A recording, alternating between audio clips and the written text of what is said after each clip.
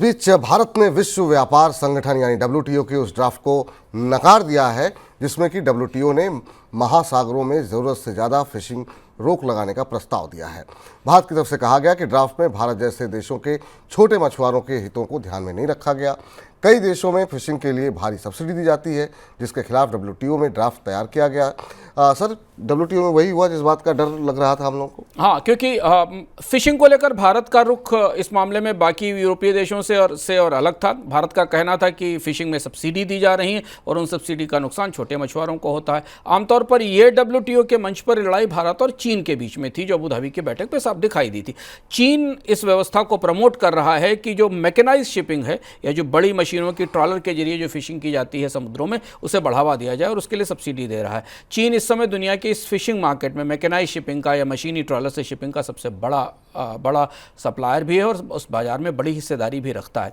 भारत की आपत्ति ये थी कि बड़ी मशीनों से जब शिपिंग होगी तो छोटे मछुआरे जो जाल से पकड़ते हैं, खासतौर से भारत के तटों के आसपास, उनके लिए मछलियों की समस्या होगी और वो इसे शिपिंग नहीं कर पाएंगे। इस मामले में अफ्रीका के कुछ देश भी भारत के साथ हैं जो कि छोटी शिपिंग इंडस्ट्री पर काम करते हैं और इसलिए भारत का मानना यह था कि सब्सिडी में कटौती की जानी चाहिए, लेकिन ऐसा नहीं हो पाया। वो प्रस्ताव डब्ल्यूटीओ के मसौदे में आ गया है तो भारत की तरफ से इस पर विरोध दर्ज कराया गया। अगली डब्ल्यूटीओ की बैठक में यह टकराव का बड़ा मुद्दा होगा। इस बीच भारत में मोबाइल सेवाओं पर उपभोक्ता खर्च वित्त वर्ष 2023-24 की चौथी तिमाही में घटा है। इसका असर टेलीकॉम ऑपरेटर्स के पोस्टपेड कारोबार से प्राप्त होने वाले राजस्व पर भी पड़ा है।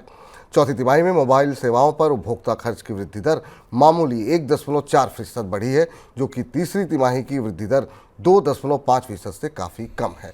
सर, अब तो टेलीकॉम ऑपरेटर्स ने टैरिफ भी महंगा कर दिया है, तो क्या मान के चलें कंज्यूमर स्पेंडिंग अभी और घटेगी? चौथी तिमाही के आंकड़े जो ताजी बढ़ोतरी उससे पहले के हैं, यानी पहले ही भारत में मोबाइल की खपत या मोबाइल के कंजम्पशन में कमी आना शुरू हो गई थी। ये बढ़ोतरी, ये वजह शायद पिछले साल जो टैरिफ में बढ़ोतरी हुई थी उसकी वजह से दिखाई दे रही थी। जो मोबाइल सर्विसेज की जो यूज़र स्पेंडिंग है उसमें ग्रोथ भी नहीं है और अब कुछ हिस्सों में कमी भी दिख रही।